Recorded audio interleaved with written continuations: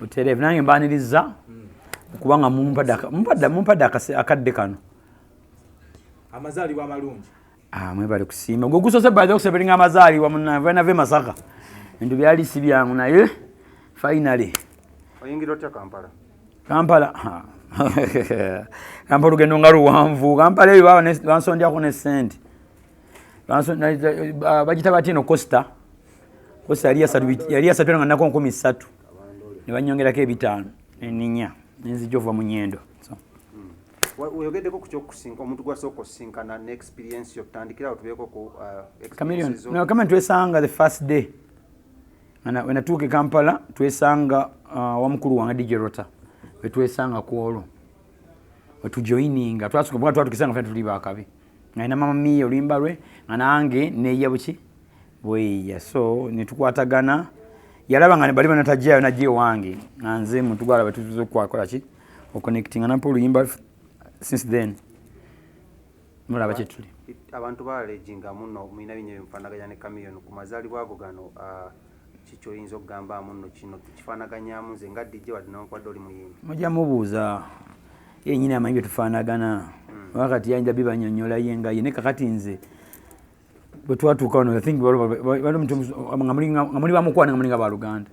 kyensobola okugamba naye mumusanga mumubuuze ng'akomyewo abanyonyole tutumya myaka emeka gino gy'ojaguza olunaku olwaleero sitaka kugera myaka gyange kubanga ntonjatanga mujajinga ate mulabe kiriwo ku experience yo ng'ojaguza emyaka gino abayimbi bavuddeyo ne bakusema njagibagamba nga 26 Novemba awo ngenda okwogera ebintu byange ebisinga byonna kuba nekimetale gye ndi mu kukola abantu bali baganya interview zaye naye nga simanyi lwaki mba nkola interview naye oka interview nga nakyenkola ki kyeŋŋamba abantu so right now enaku z'omwezi nga 26 Novemba the mega cinematic experience Eroded twogereko koko kati twogereko gyegenda okubeera tumutegeka bikimu kwati nawe mu climax awo nimukusetinga bifo manyize siri muntu wabisaawe abe no with you nze muntu ayagala ekintu kyange nga kya club kuba ze ntwa club sikyuka ku ekyo twogereko koko experiences zo n'abayimbi bavuddeyo ne bakucelebratinga avukiro tetukiraba nnyo kugira emyaka egikoze kyekikuyambye no bambi abayimbi abalaba yesu okuba kibadde mu lujjudde ninze abayimbi basinga mu mikwano gyange they're my friends abasinga bonna omusanga nze noba tompadde sente naye ketwogeramu kano kamatalinga nnyo okusinga sente nze noba nonsiima nga tompadde sente sina problem kwanza omunoga ndi DJ na promoting music wo ate omuyimbi DJ tasobola kwenkana DJ nembanga ne mugagga ntya sobola kwenkana omuyimbi gwena okuteeka mu maaso nze nembeera wa mabega naye waba alaba nga kyenkola kimusanyusa then ojja kusanga bwe manina show bakyaba n'abayimbi they appreciate what I do gwe bagamba DJ aba n'abayimbi so kingamba DJ mu mikwano gyabwe exactly what is your take kuba DJ abe forefronting okusinga ate abayimbi kubanga ova kyogerako it doesn't make sense no business eriko amadaala honestly tundi abakalidi nane kadi akulaga yes kadi wakabene baba frontinga bayimbi snake abona ba DJ abakwe mutamanyi ba Tiesto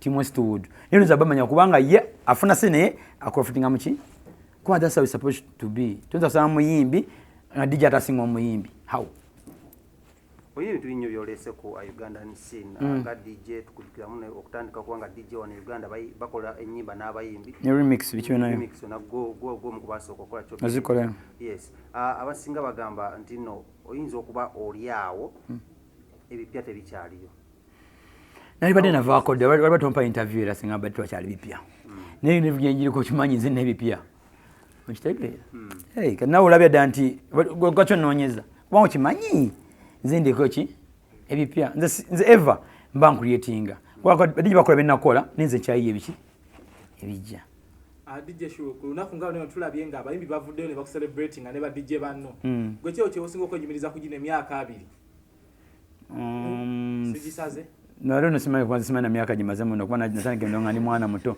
nenze nkanya kuba ki nkanya kuba ndongo mpaka wendi sibula Kampala n'ebigere naye kitali ekyo kandabe nenze okuba celebrated nga abayimbi bali wamu kyekisinza okunsanyusa kuba ne unity ya federation sira nko bayimbi nga baliwe bati nga bali wamu bali sikiraba nkombulamu bwange nze buli muyimbi mbaddeko naye kutandikira ku Bobi Wine Bebe Kuru Chameleone mwogera amanya Good Life Afirigo bonna mbaddeko nabo Naliba munda bantu ndi muto nayo experience ya jajja my friend. Experience jenina. So chegambye mimi badeko ne mimi mutawulyanko. Bemutawulyako afire analia nesi nabakujja. Nesi nabakujjawo. Nesi nabakujja. Ne still fire nasanga nyimba zenga zikola ki? Kwana mukuru wange just yam passing on. Kitegerota yam passing on. Teyankotogera anything. Yanjigiriza nenywera ko binakola ki? Yeah, every day I celebrate him. Ikwanza manyi nokola mwenso binankubira sinanga ne shiri kino kikoze buki? Okikoze bo bana bageddeyo bati. Okubona omuntu bwato nga kugaidinga. Kyamuwendo. Difference ebadde jawo according to generational change about uptown and downtown DJs. Awadde utalunnyumba naye ku experience yogo, what is your take on this? Tewali uptown DJs, local down DJs ma batani uptown DJ. Tebiriyo. Omuntu watega bukeddo kimandi ala filmu enjogerere. Omanyi filmu enjogera bana makira singo ziraba. Gozo wachi bwe nkuba boni in Africa koloba muzina. Wachi bagantu ngimba liroko. Golwachi DJ bakuba madox bamuzine kololo. Jemoga anti uptown sibe kiri. Bali zibali ku nyimba ezo. Kuba bali uptown. Just mentality y'abantu. DJ bango oli uptown ku nyimba za uptown ate zo Luganda zivemu. Bango li DJ. Nibo bango kyazi kuba. My friend you are local. Ate mutie n'aba local ngali waka. Zibe ngende bulaya ba international. Nibo banda banga ki? International DJ. Exactly. Togedeko ko kuneisa aba DJs ne abayimbi okubagana obaddewo abayimbi bakanyuza laptop abayimbi bakubye ba DJ oza kino kingina kugwawo kitya mu industry ko kina bagame in business itaga discipline obanga abantu babiri munamwako omuliro temusobola obanga mwana mwako omuliro temusobola kumalawo kakubagano nze bisere bisinga nyiga naye omuntu bwonyiga n'omuntu gwe cooling down ola reason eriki obanga omuntu mukyamu muleke bwasoka kakano jja munnyonnyola Oshache gamba. Neka tusanga DJ no muyimbi, DJ ngoida ali high no muyimbi aliki. Aliki kwa muyimbi wali wale akakuba sita. Gwedi to yakula mbima byolimu. Yene bana kanywa kala laptop ko ajaga muyimbi mutufu. No banga DJ gemchi. DJ mutufu. Nebo funenge jo handling omuyimbi oyo. Kwa bayimbi basingo wala sibazibu. Ne handle kwa muyimbi kwa example mimi aja kuja mubala. Bajamba na atura for long time like 30 minutes. Kwa so DJ bala omuyimbi. Amanyi muyimbi wali right? Basho kuba nyimba ze tomuyisamu teta kumala kujja kubuuza mukuba babaze na kusupportinga that's well enough okuba kachi akayimba ngene botakumenya okuba kayimba notakokona ndiye tukina kama ni why tunywa na ye such stories kali wayimu kada uje kuba no ngamba tunacho ngamba nchali ku pitch so obata ngofuna buchi okubagano kwanza DJ ndo akwogera nabo I'll be honest with you era DJ inspiring ze banji nesta akuda kumenya amanya oya bainti bebanga nakuyamba banga wandabirako ngoli bulungi well and good ze mikisangifuna nengwaji ene yongerayo ngatumaliza togere ku leadership ya ba DJ in Uganda we haven't seen you or directly involving nnyo mu leadership ya ba DJ unadada mu Uganda wano kubanga obakulembera no oli akwa wo mentalinze lwaki ensonga ene eriwe twachiwe kumira nnyo mu hideout anti kali bana kati machijja munti echo kuba nsagala bukulu zino mchali wafe ne kusomero sabera ngo prefect ne bali bamanyi musomero ya Febwala primary nali sina bukulu bonna nenga musomero bwe babuza ku Sheru bwe mwamu amanyi yani oshita chigamba so kati nze omuntu abanga DJ na abanga ya advice aso kumbuza trust me nina advice nyingi gobuza lwaki ndiwo paka kati kama ikandika chini cha ina kanda bwakwata kujjako go wejjako yaba kuwadde kuba kuomukisa kale basinga bamuomukisa atakuzanyisa buki okuzanyisa omize ngena mabano sanga DJ yauza shutamanyi kuba ndongo nomugamba nenganze gwe balese Sheru ngatumaliriza ba DJ abasinga bateze nnyo ebiba naddala mbana abayimbi abobuwala ensonga eyo nze sinza kuddawo nengamba njagala omwala omuyimbi I don't know wanze nkoje bankuzama Masaka wanze bemanga na mukazi wange weba kati no kanga example weba kana omuyimbi omuwala mufula star bwafuka star ozabalo ozaje anzo kuyamba anzo kugamba thank you